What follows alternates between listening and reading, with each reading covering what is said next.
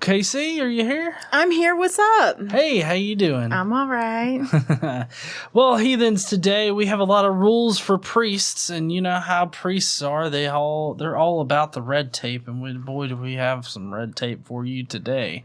You ready for this? I'm ready. Let's go. All right. So first off, we're going to talk about how there's no necrophilia, even though the priests really want it. It causes your dick to become unclean, and you can't have that when you're in the house of the Lord. You got to have that clean dick. And then obviously the priests have to have a holy appearance, right? So there's no emo priests allowed. Fucking knock that shit off, okay? Priests. Also, you profane God when you cut off those nice little Jew curls. God has to have handlebars in order to fuck you in the ass proper. Then apparently there's something about non-approved marriages. There's no prostitutes or divorced women. Just the women, though. The men, you can be divorced and shit or have multiple wives. It doesn't really fucking matter. Harlot daughters for the priests. I mean, apparently the harlot, you got to burn them slutty-ass priest daughters. I don't know why. I mean, they put out, right? And then you got the 420 blaze it priests, you know, the high priests. Oh, God. There's...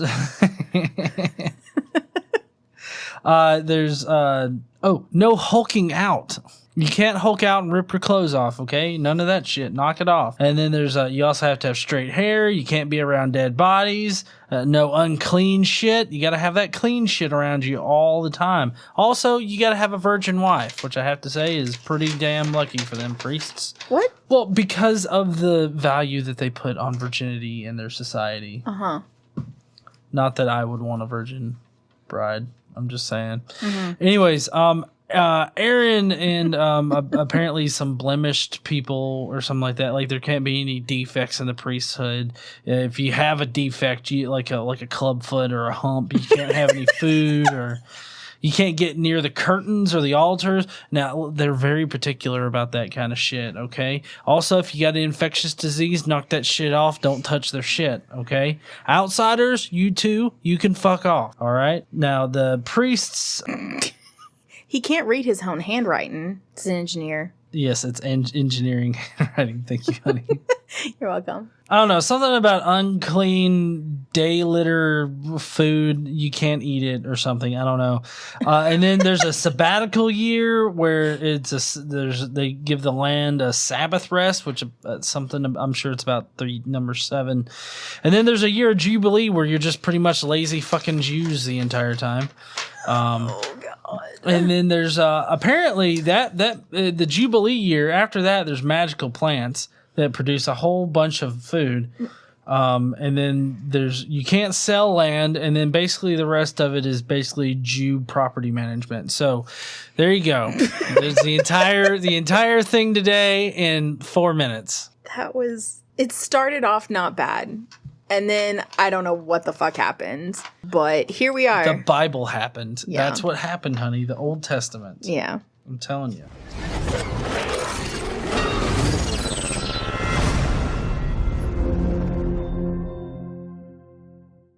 What's up, heathens?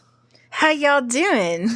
Yes. So, hey, Casey, how you doing? I'm good, G. Yeah, How are you? Pretty good. Now, could have gotten some things wrong in the first 4 minutes of this. Perhaps. So, we're going to go through it today. I'm not too far off on some of this shit. I did take some liberties, but Casey's going to be here to correct us. So, everybody, the story's starting with all the blue and red tape.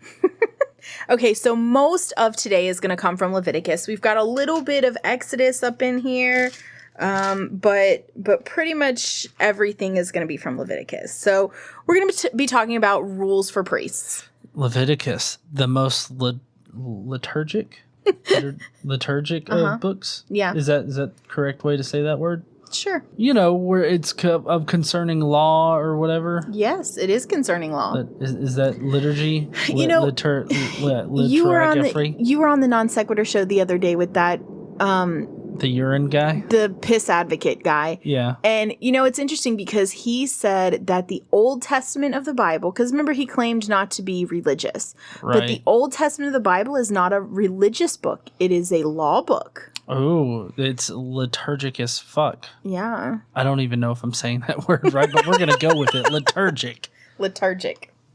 Okay.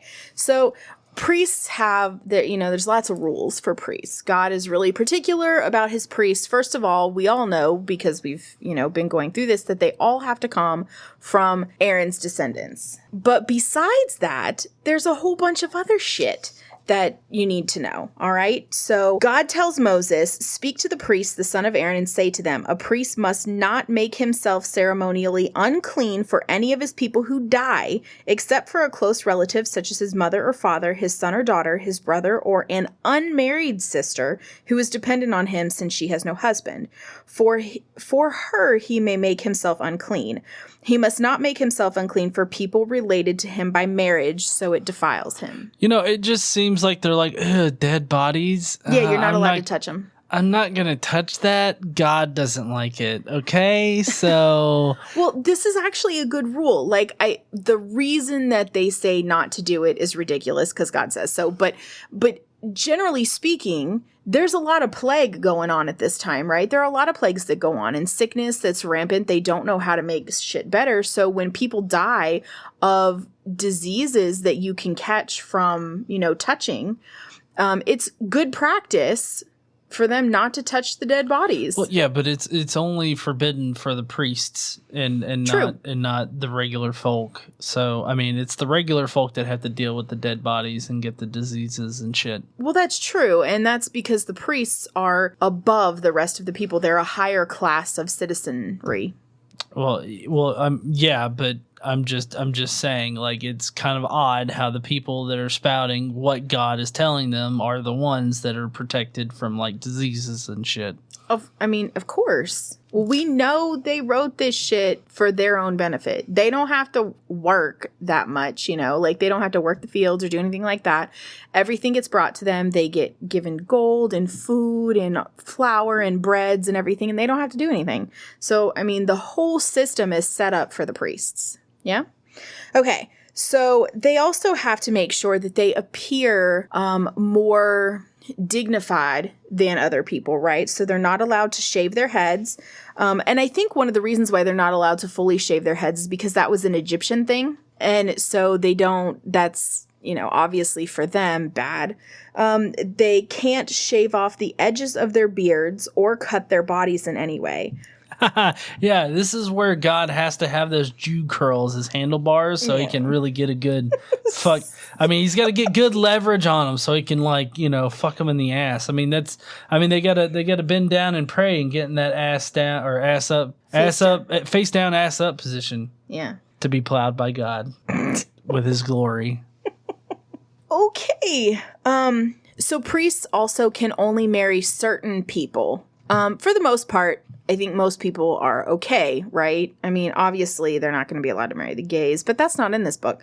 Well, that's not right now. I mean, you stone the gays in this book. Yes. So you can't marry women who have been defiled by prostitution or divorcees. Well, female women who have been divorced from their husbands. It goes on, because priests are holy to their God, regard them as holy because they offer up the food of your God. Consider them holy because I am Lord. I, the Lord, am holy. I who make you holy. We got to go through the whole God is great bullshit again. God is good all the time, and all the time God is good. Oh, gross. That just cringed me Mm-mm. I don't know. The circular logic of that works better than any Michelin out there. So if a priest has harlot daughters who have defiled themselves by becoming a prostitute, they disgrace their father and they have to be burned in the fire. Damn. You know, there was a girl that I went to high school with. She was a slutty priest daughter. Yeah. Yeah. They say watch out for those preachers' kids. Yeah, no. I mean, I don't know personally that she was slutty, but I'm just saying she wasn't. She was vocal about it. She was vocal about it. It's interesting because they don't actually address women who have slept with other people, not as prostitutes. So they're allowed, it seems like they'd be allowed to marry non-virgin women. Not the priests get married to them, but like the priests performing marriages with men, for men to women who have been with other men. That doesn't seem to be against the rules. Well, true, but I think that their whole definition of what prostitution is, or adultery or whatnot, would probably encompass those women. I'm wondering if prostitution would include just sleeping with another guy. Yeah, I mean, I'm thinking so, because I mean, we also have to keep in mind we're working with a translation here. True. And so I'm wondering if maybe what they really meant was sluts. Well, I'm just wondering if like their concept of prostitution or whatnot back then would encompass women that just freely slept with other people. Because I mean, you gotta think. I mean, it's kind of I don't know. I mean, it's kind of a fine line there, because I mean, prostitution, you're getting some kind of compensation for it, whereas the other one, you're just doing it because you want to do it. Yeah. So, I mean, I don't know. I could see it being a fine, nuanced line for the Jewish people to lump them all together. Well, yeah, I think so. And it might leave it open to where they could decide whether or not they wanted to do that. Yeah, I'm certain. I mean, they don't like the hoes in that particular society. Okay, so now priests have different rules from other people, right? And I mean, obviously, we're going through those, but the high priests, like, ooh, the 420 blaze it priests. No, not those. That's not what that means. But they're high. No, the high priests are priests who have been anointed by the anointing oil and who have been ordained to wear the priestly garments. Not all of the priests have been anointed by the holy oil and wear the holy garments. You know, there's only one thing that I think of when you say the holy oil. Okay. Well, God's come, his glory. Come on now. Well, I thought his glory was his dick. Well, I mean, you know, the glory juice. God. That's what the anointing oil is from now on. Glory juice. FYI, I got in the cabinet this weekend to get a little cup of glory juice. The boy was here. John's kid was here, and he was having to take some allergy medicine, and it's a syrup, and he's got to, of course, chase it with something because it tastes bad. So I was going in the cabinet to get a little like juice cup, so to put some water in so he would have something to drink after he took his medicine. And I happened across a cup that had written on it in Sharpie, Jesus come. Future video, people. Past video. You did this for Not for YouTube. Oh, you God, did it. Giving away the whole timeline, aren't you? Sorry. Well, I mean, I don't know what you've edited up and not. You did that one a long time ago. Well, this on week, Facebook. This week was the week of your birthday went up. Oh, so you're still working on videos from January? Yeah. Wow. Yeah. Right now, I'm numbering in the 70s. Oh my God. Okay, so GE will be having a video come out where he drinks Jesus cum. Spoiler alert. Okay, so the high priests who have been anointed by the oil and wear the priestly garments, they are not allowed to enter a place where there is a dead body.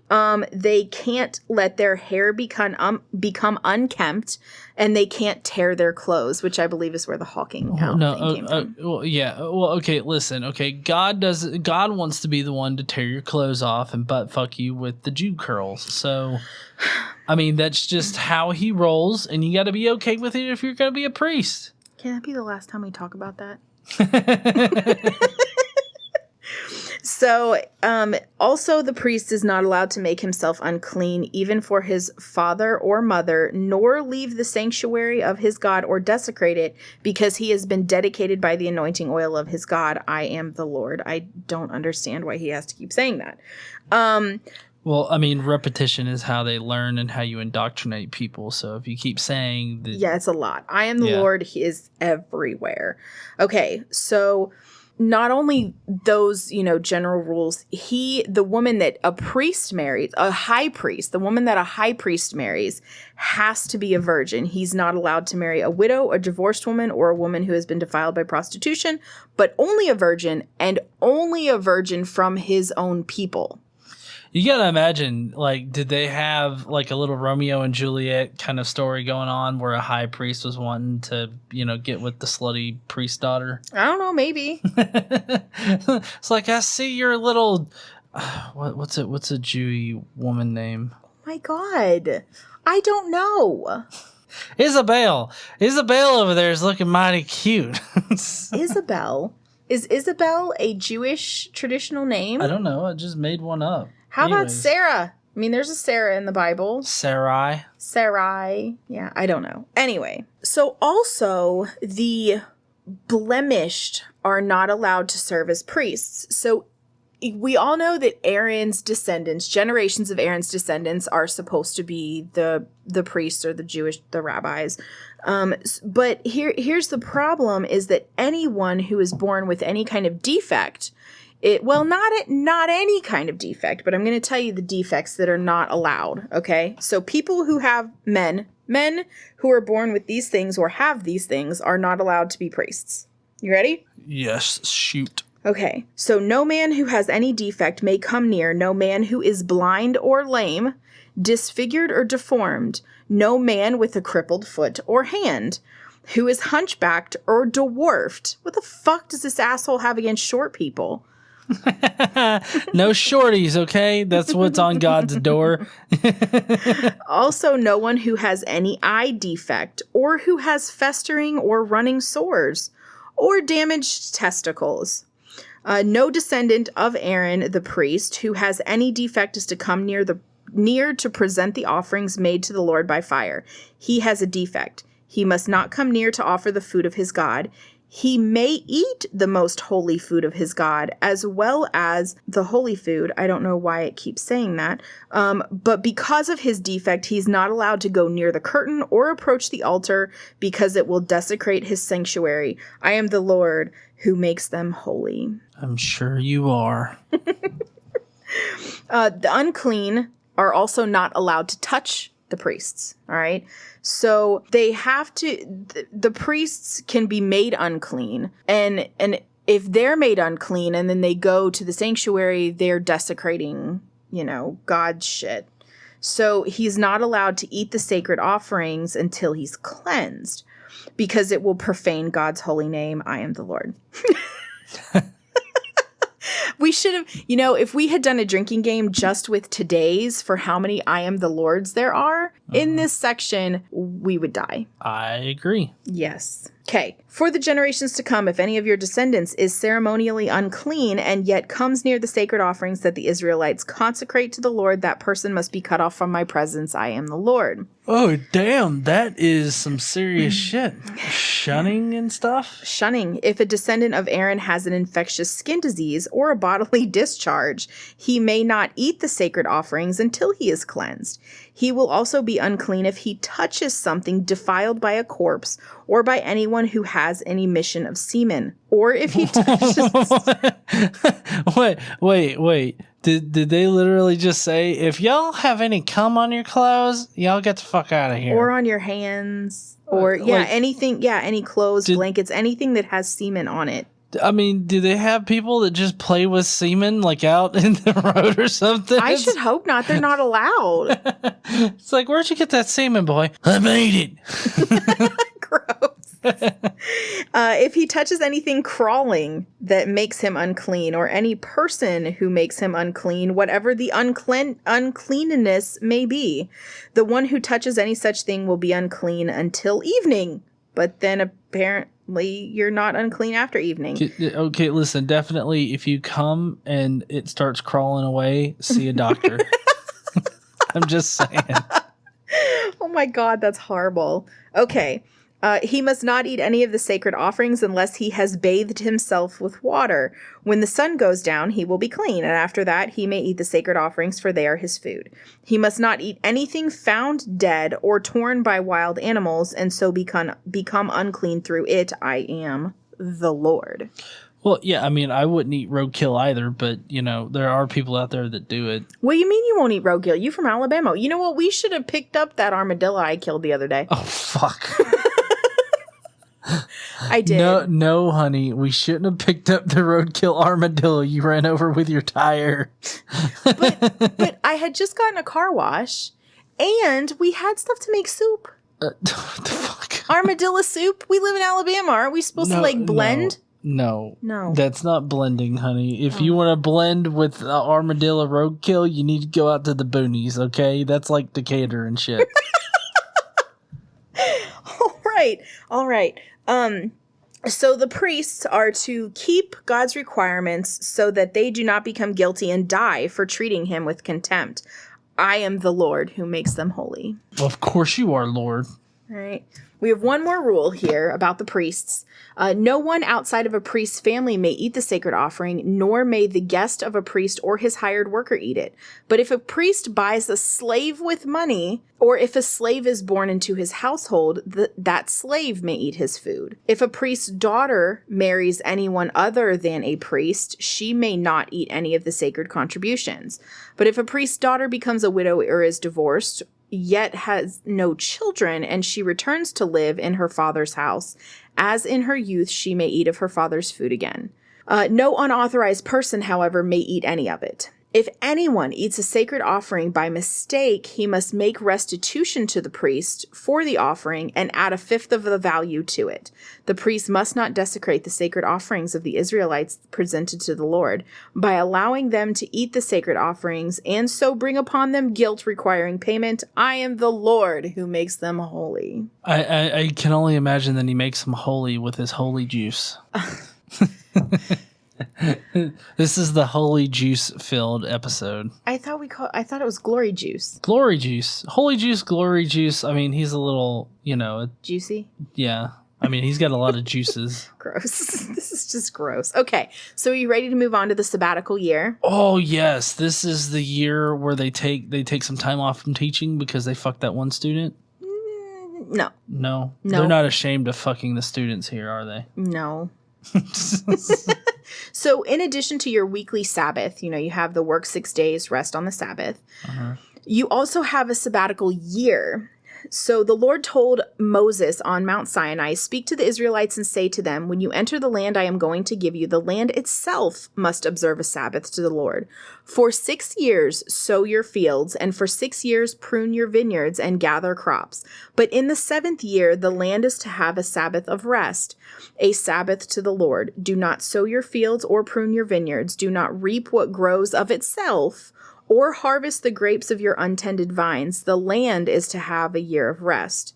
Whatever the land yields during the Sabbath year will be food for you, for yourself, your manservant and maidservant, and the hired worker, and any temporary resident who live among you, as well as for your livestock and wild animals in your land. Whatever the land produces itself may be eaten.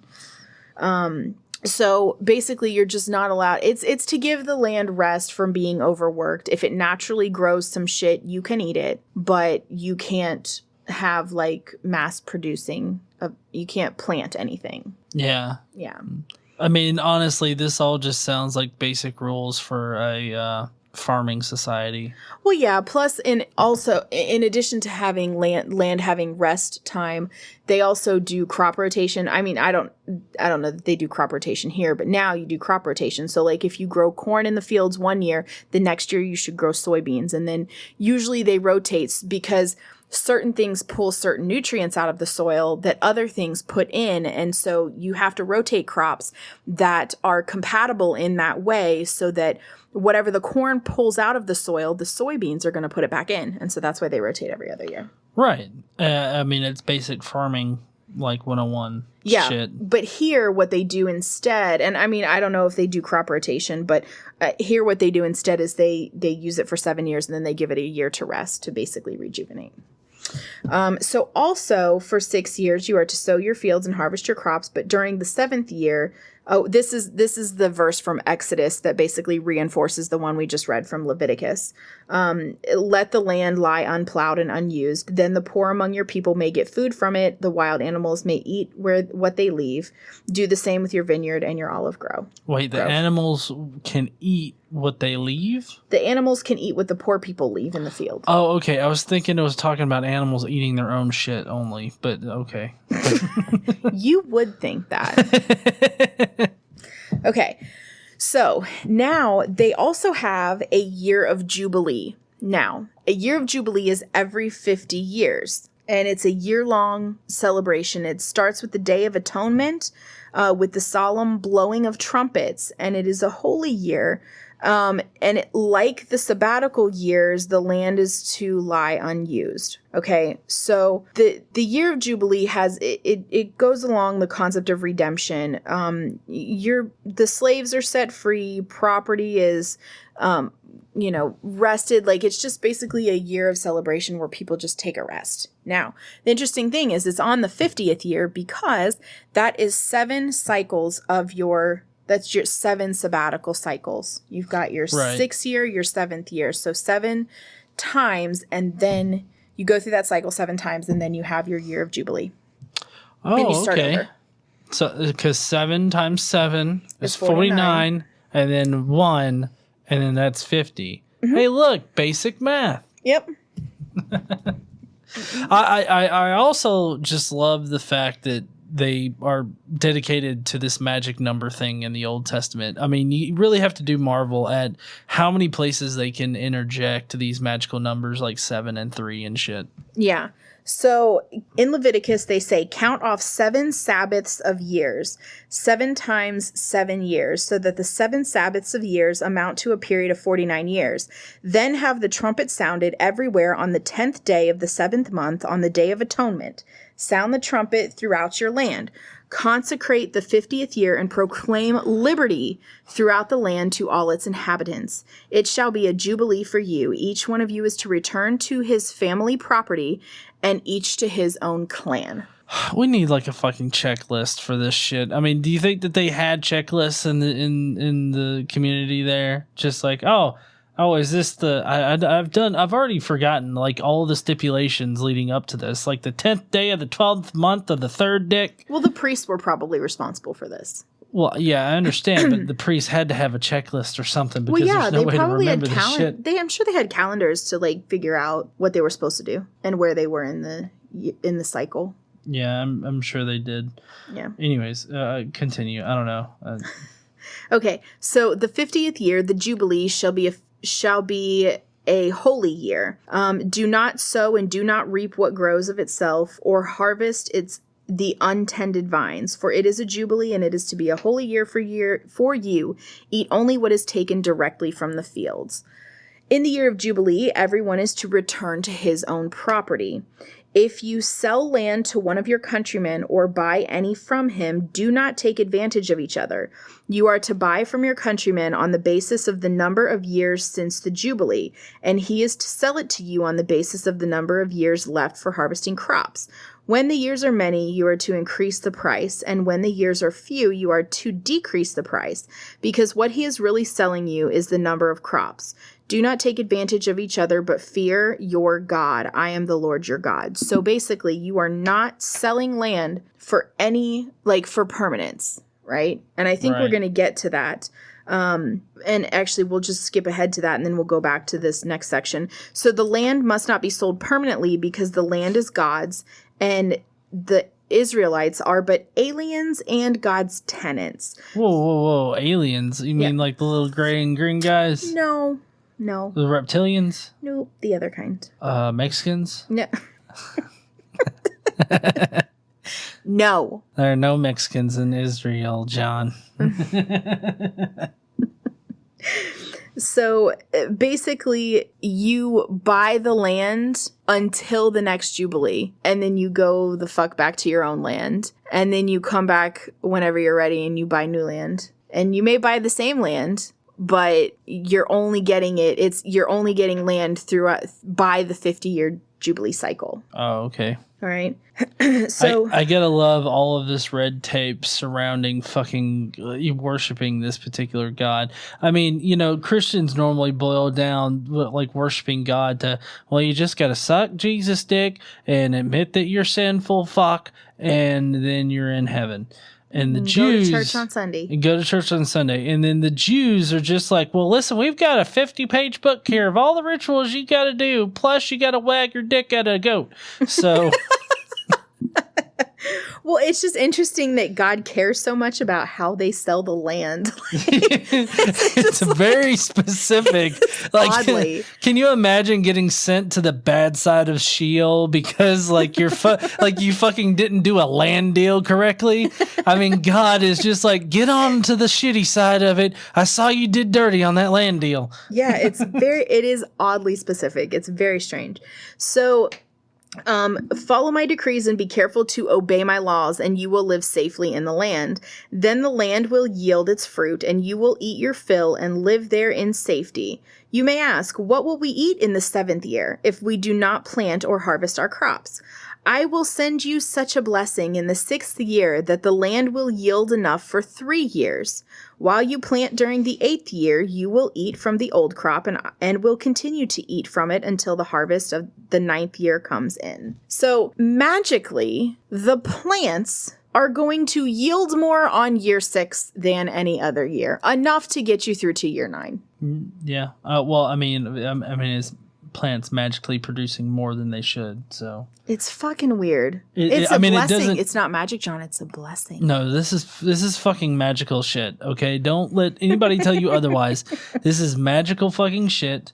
I mean, they had a problem like, oh, we could take a year off, but then, you know, what about food for the next year? Oh, well, the plants, they'll overproduce. I know it because of fucking God. Oh, okay, well, this goes against all of our biological, like, research into, like, farming and shit. Fuck it, you, God! How much agriculture research do you think these people did? They have experience with agriculture. Well, I mean, that's true. you can't sit there and tell me that a farmer right then would know exactly how much to expect, like his pumpkin crop to produce. I'm sure they planted pumpkins back then. Pumpkin is delicious. Yeah, well, I mean, I can guarantee you the guy's going to be looking at that pumpkin crop and be like, oh, I don't think this is producing 3 times as much, sir. Okay, so back onto property laws here. If one of your countrymen becomes poor and sells some of his property, his nearest relative is to come and redeem what his countryman sold. If, however, a man has no one to redeem it for him, but he himself prospers and acquires sufficient means to redeem it, he is to determine the value for the years since he sold it and refund the balance to the man to whom he sold it. He can then go back to his own property. But if he does not acquire the means to repay him, what he sold will remain in the possession of the buyer until the year of Jubilee. It will be returned in the year of Jubilee. He can then go back to his property. Okay. All right. Regarding houses. If a man sells a house in a walled city, he retains the right of redemption a full year after its sale. During that time, he may redeem it. If he has not redeemed before a full year has passed, the house in the walled city shall belong permanently to the buyer and his descendants. It is not to be returned in the Jubilee, but houses in villages without walls around them are to be considered as open country. They can be redeemed and are to be returned in the year of Jubilee. So it's like there's a 30 days same as cash shit. Like it's not really same as cash. It's a 1 year return policy. Right. Yeah. Still, the pedanticness of this God in the Old Testament, it just, I mean, I'm left speechless because I don't know what to say to all of these, just like, I don't know, bureaucratic red tape. It's bizarre, right? Stuff. Well, yeah. I mean, I don't know why this has to be in the book that's like true for all time and contains objective truth and shit. Yeah, I don't know either. So rules for Levites. The Levites always have the right to redeem their houses in the Levitical towns which they possess. So the property of the Levites is redeemable. That is a house sold in any town they hold, and is to be returned in the Jubilee. Okay. So the houses in the towns of the Levites are property among the Israelites, but the pasture land belonging to their towns must not be sold. It is their permanent possession. So the Levites can't sell or basically lease pasture land. Okay. So this next section is going to be talking about the releasing and the redemption of servants. Oh, awesome. You mean slaves? Well, we're going to talk about that. Oh, okay. Okay. If one of your countrymen becomes poor among you and sells himself to you, do not make him work as a slave. So they're distinguishing these people from the slaves. They're different. Wait, no, all it says is don't treat him as the slave, but he's still a slave. Well, no, don't make him work as a slave. He is to be treated as a hired worker or a temporary resident among you. He is to work for you until the year of Jubilee. Then he and his children are to be released, and he will go back to his own clan and to the property of his forefathers. Because the Israelites are my servants, this is God speaking, of course, whom I brought out of Egypt, they must not be sold as slaves. Do not rule over them ruthlessly, but fear your God. Okay, I guess this is setting the stage for like indentured servitude. I mean, that's what it sounds like here, which a lot of Christians like to paint it as this is like what's mentioned as slavery, but it's painfully obvious how the Bible actually separates out the two different roles. Oh, yeah, definitely, because this is talking here about Israelites who need to sell themselves into work because they're destitute. So this is talking about how the Israelites who sell themselves to you will work as hired hands and be released at the time of the Jubilee. Your slaves don't get that privilege. But, you know, them aliens, they sell themselves to you and you can just beat the fuck out of them, okay? But not till they die. Well, not until they die, of course. I mean, you still need them to do the back 40. Okay, so if an alien or temporary resident among you becomes rich and one of your countrymen becomes poor and sells himself to the alien living among you or to a member of the alien's clan, he retains the right of redemption after he has sold himself. So the Israelite can still redeem himself from an alien who does not practice their laws. Right? If one of his relatives may redeem him, an uncle or a cousin or any blood relative of his clan may redeem him. Or if he prospers, he may redeem himself. He and his buyer are to count the time from the year he sold himself up to the year of Jubilee. The price for his release is to be based on the rate paid to a hired man for that number of years. If many years remain, he must pay for his redemption on a larger share of the price paid for him. If only a few years remain until the year of Jubilee, he is to compute that and pay for his redemption accordingly. He is to be treated as a man hired from year to year. You must see to it that his owner does not rule over him ruthlessly. Even if he is not redeemed in any of these ways, he and his children are to be released in the year of Jubilee, for the Israelites belong to me as my servants. They are my servants who I brought out of Egypt. I am the Lord your God. Yeah, and again, this is just basic rules for the indentured servitude of people. I just think it's interesting how they talk about like computing like periods of servitude based on time served versus the hourly rate, you know, time served times the hourly rate or yearly rate or whatever. Like they're going through like accounting. Right. I mean, I just imagine God practice. up there with like one of those really old, I guess, what is that, a calculator that the accountants work with? You do the and, you know, God's up there like, oh, you did that one indentured servitude guy real dirty there, buddy. You're going to the bad side of Sheol. I mean, you know the thing that I'm talking about? Yes, the more current versions of them are adding machines. I don't know if those had a specific name that you're talking about. The ones with the ching, it does the little ching when you do it. Yeah, I don't know if those had and it's got the lever that you pull to basically to shift down. I don't know what those specifically were called. The current version of that is an adding machine. Well, you know, like at that casino near the Creation Museum, you had the slot machines where you could either push a button or you could pull a crank. The lever. Yeah, the lever. I would make a calculator like that right there. Like every time you wanted to clear it, you had to go and, you know, that's how you cleared it. I mean, that would be awesome. Just give that one to God and he could be up there like, yeah, you're fucked. See, but you liked playing the slot machines that had the button better than the ones that have the lever. See, I like the lever because I've been I've played slots in my life before there were new ones with buttons to spin. Well, no, I understand that, but I don't know. It just seemed a whole lot easier just to hit a button rather than pull the lever when, I mean, you didn't need the lever there. I'm talking about there's no clear button or anything. I know, you gotta have the crank. I got it. So that's all for today. Next week we're gonna go over some purification stuff. We're gonna talk about what to do after childbirth. We're gonna talk about how to cure leprosy. Ooh, I wonder if they're gonna talk about eating the placenta. Do they do that in Jew stuff? I don't know. They might cook it up along with some pita bread. They probably offer it. They probably like offer it up and burn it. That's probably what they do. We're gonna talk about bodily discharges. I mean, that's always fun to talk about. I mean, normally you do it with your doctor because that's like, you know, what is it called? Private health information, PHI. I don't know. So it's interesting because they have specific rules based on bodily emissions, like and for women and for men. So for men's discharge and for women's discharge, and we're going to talk about both of those. Oh, I wonder how they differ. Do they put them in classes? I don't think they have health class. Here's the good class of emission for women, and here's the good class of emission for men. They call it the little holy juice. We're going to talk about death and its association with sin.